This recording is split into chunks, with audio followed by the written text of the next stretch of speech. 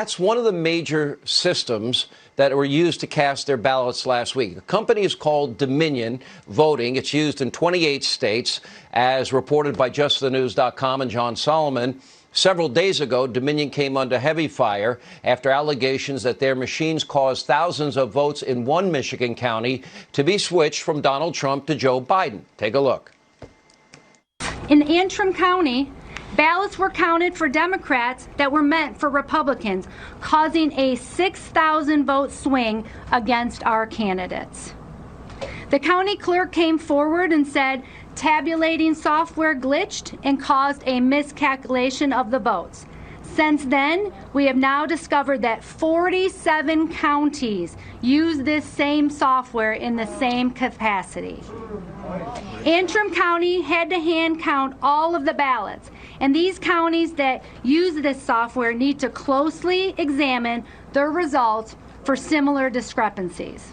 Now, tonight we did reach out to Dominion, and they are claiming that this was caused by a human error, had nothing to do with their operating system. But according to several reports, there may be a lot more to the story. For example, back in June, during Georgia's primary, there were a lot of serious issues surrounding the state's Dominion voting machines. According to the New York Times, quote, in some cases, the new machines required too much extra power for aging polling locations, blowing fuses and never powering on. In others, workers who were still being trained just days before the election, they struggled with the setup. Then the Times goes on to write, quote, the electronic poll books also were plagued by freezing software and user error. Now, keep in mind, during the presidential election, Dominion voting machines, they were used in all of Georgia's 159 counties. And as we all know, that is a state with a razor-thin margin. So the question must be asked. By the way, don't expect the media mob to ever ask it. Are Dominion systems prone to human error? 72 million Americans voted for Donald Trump.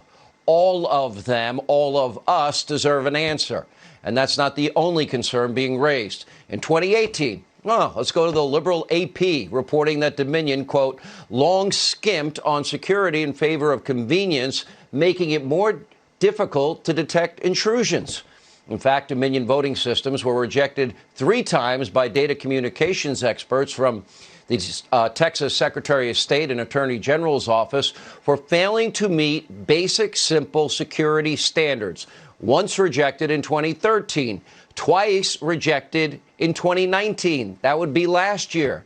In 2018, a prominent tenured Princeton professor who specializes in election machinery, policy, security, his name is Andrew Appel, he issued an op-ed blasting Dominion over security concerns. And according to the professor, quote, the Dominion image cast evolution looks like a pretty good voting machine, but it has a serious design flaw. After you mark your ballot and after you review your ballot, the voting machine can print more votes on it. Yeah, it's a big problem. He then goes on, quote, of course, the legitimate software installed by Dominion won't do that, but the machine is physically capable of it, and fraudulent software can exploit that ability. And during a hearing on Capitol Hill 2017, Dr. Appel, remember, tenured professor, Princeton, I would assume a pretty smart guy, explained how fraudulent software could be used to seriously alter elections. Wow, just 2 short years ago. Take a look. Each voting machine is a computer running a computer program. Whether that computer counts the votes accurately or makes mistakes or cheats by shifting votes from one candidate to another depends on what software is installed in the computer. Installing new software is how you hack a voting machine to cheat. I wrote a vote-stealing computer program that shifts votes from one candidate to another.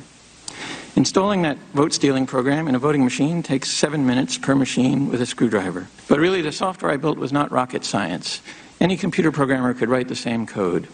Once it's installed, it could steal elections without detection for years to come. Now, am I saying tonight this happened with Dominion in this cycle? No. How would I possibly know? Now, we do know that there have been so many warnings. The New York Times, the Associated Press, there's been congressional hearings. You have the Attorney General and Secretary of State of Texas twice last year rejecting the system. A Princeton tenured professor all trying to warn us about this system. 28 states used it this election. And I'll add, if we want to have as a country election results with integrity that the people of this country will have confidence in, we can easily and absolutely have a system forensically checked. And by the way, I'll even argue allowing both Republican and Democratic engineers to do the forensic check together. And for example, if Texas rejected the system, well, 3 separate times, don't we owe it to every American to know which is the best, the most reliable and accurate system so we can have confidence in the voting in this country? We're a powerful country. We're an advanced country. Guess what? We can and must eliminate any chance of fraud or abuse or corruption or questioning of integrity and competence. There's good reason here not to have confidence or not to believe this is fair. And in states with razor-thin margins like Georgia, Michigan, Pennsylvania, we owe it to the American people to do all due diligence and make sure that every legal vote is counted.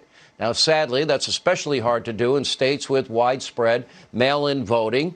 Now, the New York Times may have actually forgotten their own reporting, kind of like Joe Biden on this very subject. In 2012, they warned about the increased risk of fraud and abuse incurred with mail-in voting. In fact, they actually ran a front-page story, not saying Hannity's awful or evil, and they cast grave doubt on the reliability of widespread mail-in voting and indicated it was, quote, more vulnerable to fraud than conventional voting. New York Times said that.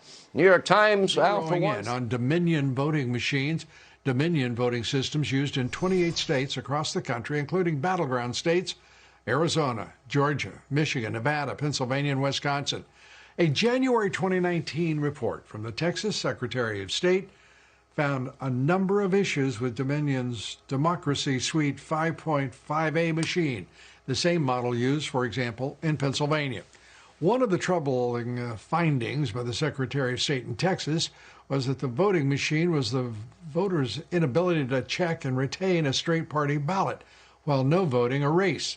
Another issue, Dominion's election management system was error-prone and, quote-unquote, non-intuitive, making it difficult for jurisdictions to master. Even more concerning, the scanner and the tabulator are subject to paper jams.